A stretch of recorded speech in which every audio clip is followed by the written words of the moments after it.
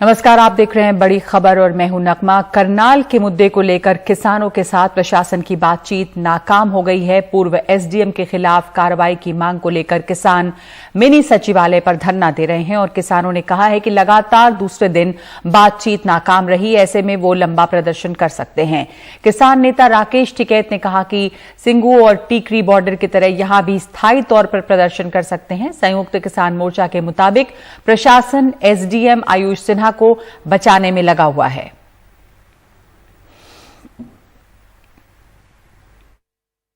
हमें बहुत अफसोस के साथ कहना पड़ रहा है कि करनाल प्रशासन के जरिए हरियाणा सरकार से हमारी दूसरे दिन की हुई बातचीत भी पूरी तरह से असफल रही है, क्योंकि सरकार की तरफ से जो अड़ियल रवैया था, जो असंवेदनशीलता थी, उसमें रत्ती भर भी परिवर्तन आज नहीं आया।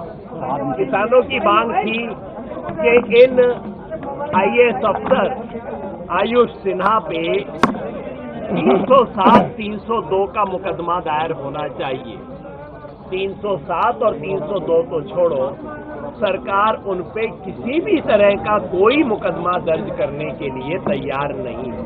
किसानों की मांग थी कि जिस अफसर ने इस किस्म का बेहुदा, इस किस्म का गैर कानूनी आदेश दिया है, उसको सर्विस से बर्खास्त किया जाए।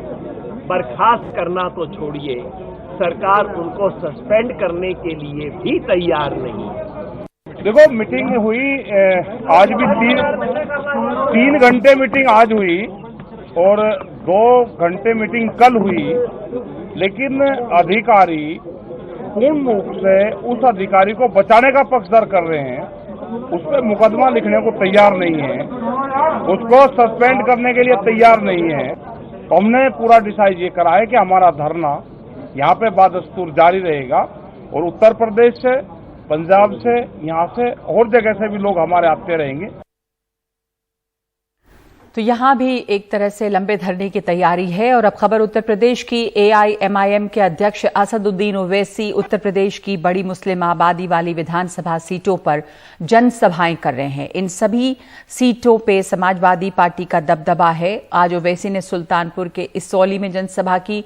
सवाल यह है कि क्या ओवैसी के उत्तर प्रदेश में 100 सीटों पर लड़ने से मुस्लिम वोटों का बंटवारा होगा और क्या इससे फायदा बीजेपी को होगा? ओवैसी ने अपने यूपी दौरे के दूसरे दिन सुल्तानपुर की इसौली विधानसभा सीट पे जनसभा की। इसौली बड़ी मुस्लिम आबादी वाली विधानसभा सीट है, जिसे 2017 में बीजेपी की आंधी में भी सपा ने जीत लिया था। यहां समाजवादी पार्टी को 51,000 से ज्यादा वोट मिले थे, जबकि एआईएमआईएम के उम्मीदवार को 3,865। ओवैसी ने यहां मुसलमानों से कहा, ये सिर्फ आपको डराएंगे, खौफ दिलाएंगे। अगर तुम मजलिस को और किए, तुम अगर ओवैसी की बातों में आ गए तो फुला जीत जाएगा। अरे पूरे भारत में बीजेपी 2 मरतबा उनका प्रधानमंत्री बन गया तो ओवैसी की वजह से बना, मोदी या तुम्हारी नाहली की वजह से बना। यूपी में मुस्लिम वोट 19% से ज्यादा है, जो विधानसभा की 143 सीटों पे मायने रखता है। यहां मुस्लिम वोट 71 विधानसभा सीटों पे 20 से 30%, 72 विधानसभा सीटों पे 30% से ज्यादा है।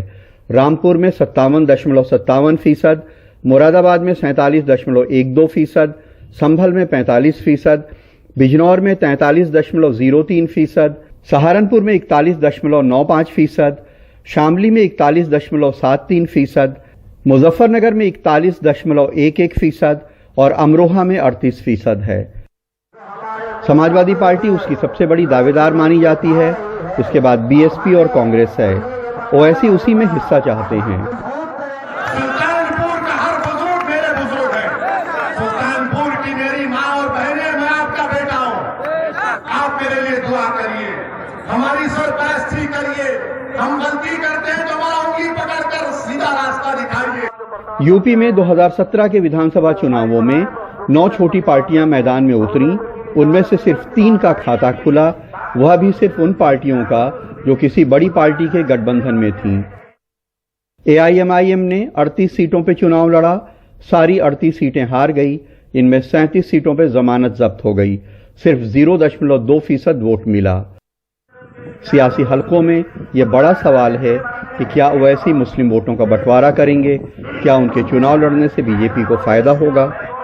उत्तर प्रदेश का मुसलमान जो है बहुत समझदार मुसलमान है और वो मुसलमान देख के कभी वोट नहीं करता।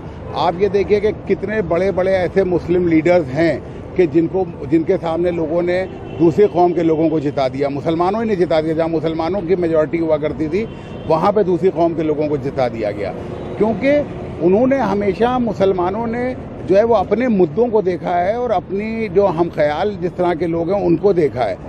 ये समझा जाता है कि मुसलमान आमतौर पे बीजेपी को हरा सकने वाली किसी मजबूत पार्टी को वोट देता है। देखना होगा कि एआईएमआईएम को वो कितना मजबूत समझता है। सुल्तानपुर में अशोक और लखनऊ में कैमरामैन राजेश गुप्ता के साथ कमाल खान, एनडीटीवी इंडिया। और कर्नाटक देश का पहला ऐसा राज्य बन गया है जहां नई शिक्षा नीति लागू कर दी गई है। इसके तहत ग्रेजुएशन का कोर्स 4 साल का और पोस्ट ग्रेजुएशन का 1 साल का भी हो सकता है और छात्र जिस स्टेज में कोर्स छोड़ेंगे वहीं से कुछ सालों बाद दोबारा शुरू कर सकते हैं और साथ में पूरा साल तयशुदा क्रेडिट पॉइंट्स के साथ पूरा करने पर सर्टिफिकेट भी मिलेगा। लेकिन नई शिक्षा नीति को लागू करने को लेकर कांग्रेस और बीजेपी में फिर टकराव शुरू हो गया है। कर्नाटक सरकार ने नई शिक्षा नीति लागू करने का ऐलान किया तो कांग्रेस ने पूछा, इतने अहम विषय को बिना चर्चा और आम सहमति के कैसे लागू किया जा सकता है। आरोप लगाया कि ये शिक्षा के भगवाकरण की कोशिश है।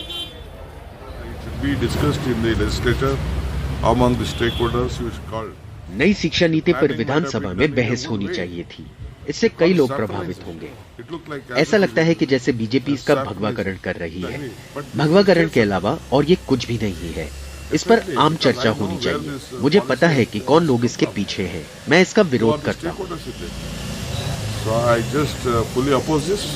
नई शिक्षा नीति में उच्च शिक्षा को लेकर बड़ा बदलाव है। 4 साल का ग्रेजुएशन होगा। छात्र किसी भी साल बाहर आ सकते हैं। इसी के अनुसार उन्हें डिप्लोमा, सर्टिफिकेट या डिग्री मिलेगी। वे बाद में लौटकर आगे की पढ़ाई कर सकते।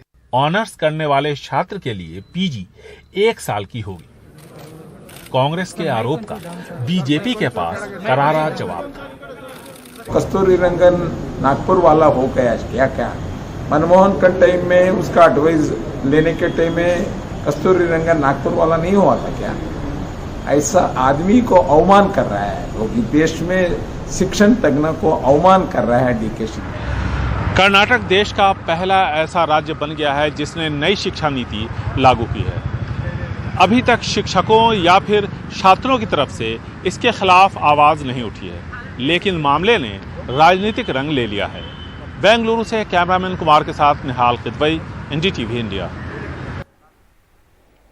नोएडा के एक सोसाइटी लोटस बुलेवार्ड के गार्ड ने एक शख्स को घेर कर जमकर पीटा है। उसने सोसाइटी की देखरेख और गाड़ी को लेकर शिकायत करने की गलती की थी। उसके सर में काफी चोट आई है। उसके साथ मारपीट का वीडियो वायरल होने के बाद पुलिस कह रही है कि शिकायत मिली तो कार्रवाई की जाएगी।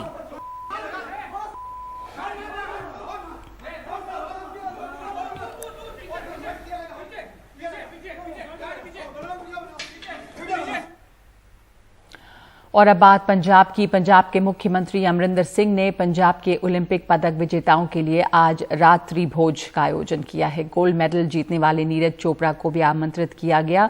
मुख्यमंत्री के मीडिया सलाहकार रवीन टुकराल ने ट्वीट करके बताया कि कैप्टन ने खुद खिलाड़ियों के लिए तरह तरह के पकवान बनाए हैं। इनमें पुलाव, लैम, चिकन, आलू जीरा, इस तरह की चीजें शामिल हैं। उसके बाद वो खिलाड़ियों को खुद अपने हाथों से खाना परोसते भी नजर आए। दरअसल कैप्टन अमरिंदर सिंह ने खिलाड़ियों के सम्मान समारोह में वादा किया था कि वो मेडल विजेताओं को अपने हाथ से बनाकर खाना खिलाएंगे।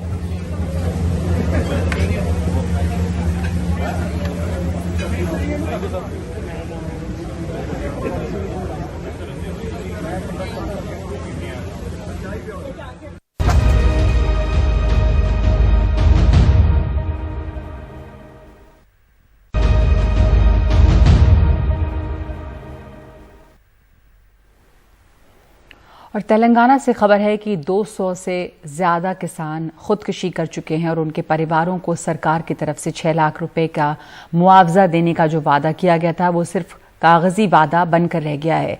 जिन किसानों ने खुदकुशी की उनके परिवारों के लिए 6 लाख का सरकार ने मुआवजा मंजूर तो किया, लेकिन इसकी रकम आज तक आश्रितों को नहीं मिली है। सरकार आश्वासन दे रही है कि जल्दी ही ये रकम पीड़ितों को मिलेगी, जबकि पीड़ित परिवार बेहद मुश्किल में है। उमा सुधीर की रिपोर्ट।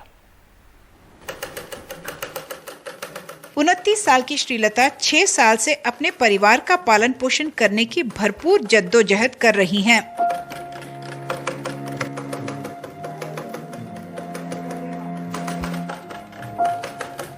यादगिरी 2015 में गुजर गए, जब विक्रांत और संदीप 6 और 7 साल के थे। 2017 में तेलंगाना सरकार ने उनकी मौत को खेती की परेशानी के कारण हुई किसान की आत्महत्या के तौर पर पहचानते हुए 6 लाख रुपए का मुआवजा दिया, लेकिन अब तक परिवार वालों को कोई मदद नहीं मिली है। केसीआर सर ने खुद वादा किया था कि वो मेरे जैसे उन किसान परिवारों को मुआवजा देंगे जहां आत्महत्या हुई, लेकिन अब तक हमें कोई पैसा नहीं मिला है। कलेक्टर का दफ्तर कहता है कि पैसे ही नहीं हैं।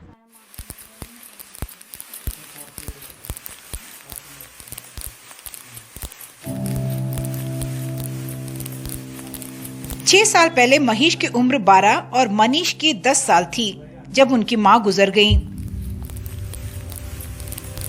इसके बाद उनके पिता मलैया का मानसिक संतुलन बिगड़ गया। दादा को नजर नहीं आता।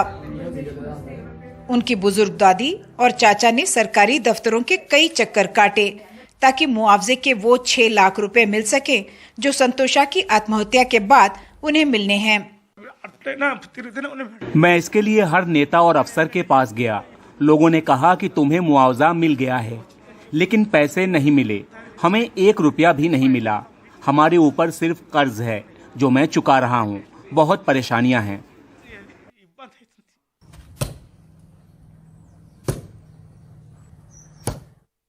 आरटीआई से पता चला है कि यादाद्री बोंगीर जिले में 23 किसान आत्महत्याओं और तेलंगाना भर में करीब 300 मामलों को 6 लाख के मुआवजे की मंजूरी मिल चुकी है, लेकिन इनमें से किसी भी परिवार को कोई पैसा नहीं मिला। मैं आपसे भीख मांगती हूँ कि पैसे दिलवा दीजिए। कर्ज से हमारी हालत बहुत बुरी है। मुझे अपने बच्चों की चिंता है। मैं उन्हीं के लिए जी रही हूँ। उनका मेरे सिवा कोई और नहीं है। तेलंगाना राज्य बनने के बाद 5600 किसान खुदकुशी कर चुके हैं। इनमें से 1600 मामलों को सच्ची किसान आत्महत्याओं के तौर पर पहचाना गया, लेकिन सिर्फ 1300 को मुआवजा मिला। 300 परिवार अब भी दफ्तरों के चक्कर काट रहे हैं, लेकिन सरकार कहती है कि बजट ही नहीं है। बजट की कमी कभी नहीं रही। हम सालाना 1400 करोड़ रुपए ऋतु बीमा के भरते हैं। टीआरएस सरकार दुनिया की इकलौती सरकार है जो हर किसान का बीमा करवाती है। सरकार पूरा प्रीमियम भरती है। ये एक अपवाद होगा। जब 39-40 लाख किसानों का बीमा है तो 200 और किसानों का करवाना कोई बड़ा काम नहीं है। मैं आपको और एनडीटीवी के दर्शकों को ये आश्वासन देता हूं कि ये बात आज मेरे संज्ञान में आई है और इसे सुलझा लिया जाएगा।